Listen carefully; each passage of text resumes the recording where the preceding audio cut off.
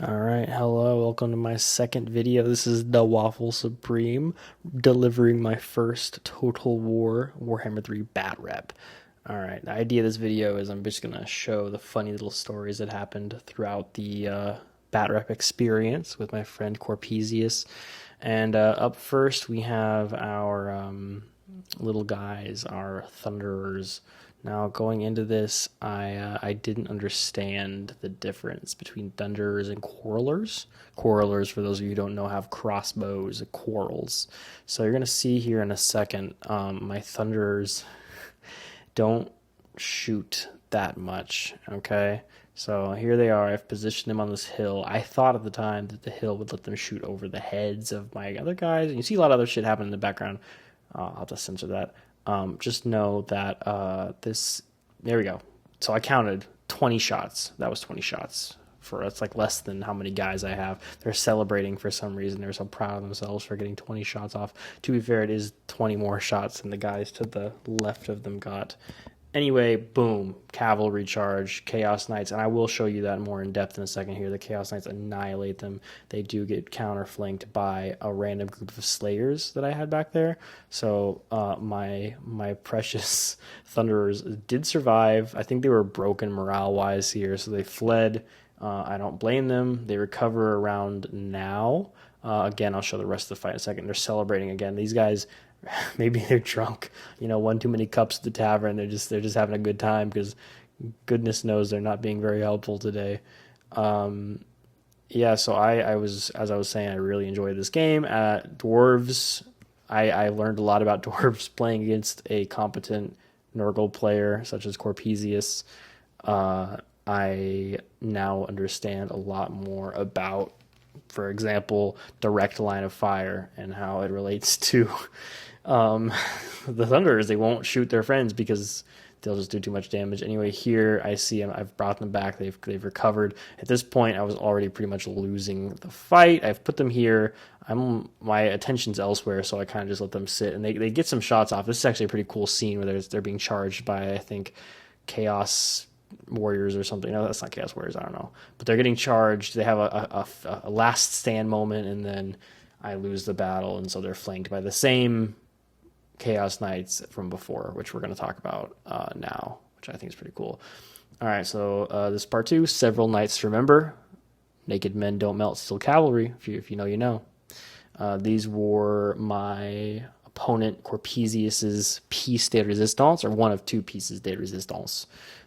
Yes, I speak French. Oui, oui, baguette.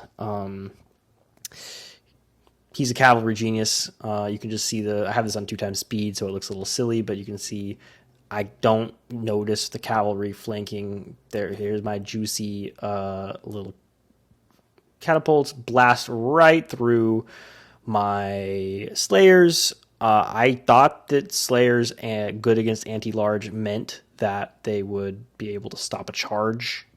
I don't know why I thought that. It should be obvious that a naked short dude isn't going to be able to stop an iron horse. Here's again this scene from before where they get a really hard, nice flank, on my Thunderers. They get counterflanked by the same Slayers from before who did survive the charge. Yeah, basically I want to say Corpesius, great job. You just kept nailing flanks with these guys. Now I want to point out here that there's actually 6 left, and so I put the Friends logo because Friends is actually pretty much the only show / media that's popular in the West that has 6 main characters. I talked to my girlfriend about this, and she brought up, she thought about it, and she realized, oh yeah, Friends has 6, Community has 7, and How I Met Your Mother has 5. And a lot of other shows either land in that 5 or 7 category, which I think is interesting. Anyway, at this point, I don't know why Corpesius did this. The guys with the catapult, they didn't have a catapult anymore. They weren't hurting nobody, but he sends his little friend squad after him for some reason. I guess he's just being a dick at this point. Yeah, they took big damage from the Slayers, which was cool. I do like Slayers a lot, I think, in the future. I don't really want to take 2 squads of Slayers. I think I should take some of that money, get an extra squad of people for the front line. We're going to get into the front line in a bit, but I really regret how small it was. Anyway, here we go. Battle's basically over at this point, and they get that last flank. We're going to repeat the battle a couple times so you can see different perspectives. Oh, who's this ugly bastard? That's not a cuss word, YouTube. I can say that. Oh, it's not Clivic. It's main character syndrome part 3. I've never seen RuPaul Drag Race, but I've heard amazing things from my friends, so you should go watch it. I like the little Nurgling on the chest of the beast of Nurgle. I think it's a cute detail. Anyway, so unlike me, who, as you know from my last video, had a lord I didn't really care about and didn't really want, Corpesius chose a cool lord. Like, look at that guy. He's pretty badass. He's a, Beastman lord. I forget their name. But it's Beast of Nurgle is a monstrous infantry, and then the other guy. Again, I'm still technically new to this game, so if I get stuff wrong, sue me. Okay? Anyway, yeah, the giant creature just starts wailing on my guys. The Slayers come in, but get stopped by meat shields. I think they were Nurglings, maybe. I was pissed in the moment, and they're getting flanked again by a large stream of Nurglings. Yeah, the Slayers were not able to get to the Beast of Nurgle before getting kind of beat up by the infantry. Slayers are not good at infantry, which I made very clear in my video, and Corpesius made great use of that knowledge. I have to, again, he paid attention. He comes from a Total War playing family, so even though he's the worst in that family, he's still a little bit better than me. He was definitely making better decisions at the moment, and paying attention to his little mini-map. Definitely paying attention to the mini-map. Something that I did not do, which is how I got flanked so much. Yeah, my lord, he's nowhere to be found. We're gonna see where he is in a second. It's embarrassing. Yeah, the Slayers got exhausted, and then they're already super tired. So when they finally get their chance to fight the Beast of Nurgle, they're about to fall asleep. Man, they're like, they're hurting. You know, it's like you had a night out on the town. You got a final the next morning. So I'm a teacher, so all my analogies are going to be school-related stuff. You know, sue me. Yeah, so the Nurgle, at one point, the Beast of Nurgle eats a guy, which I think is pretty cool. There it is. I love the animations in this game so much. I think that the love and care for every little detail in this game just shows not just respect, but just a level of artistry that a lot of strategy games don't have. I think that a lot of strategy gamers don't really look for artistry or for, I don't know, style in there. And I know I'm generalizing. I know this isn't even technically that true. I just mean it's really nice to see creative and individual animations for each lord versus like when you have the different big monsters fighting, which doesn't happen in this match because I'm playing dwarves. There's no big monsters in dwarves, but you get like different big monsters. There's unique animations for the different pairings of monster. I think that they really put a special touch, a special cherry on top over at Creative Assembly that you don't see in a lot of other strategy games. And I'm a very niche YouTuber, so I can say whatever I want and no one will ever know. So actually, you know what? I'm definitively saying that every other strategy game is ugly and boring, except for Total War. And I'm on record saying that. Anyway, this guy's about to get stomped on. I put a little boom, a little hit marker effect from Call of Duty. I figured out how to do that. I'm getting a lot better with this editing software. I like this part. I like watching the two lords fight. The size discrepancy is so funny.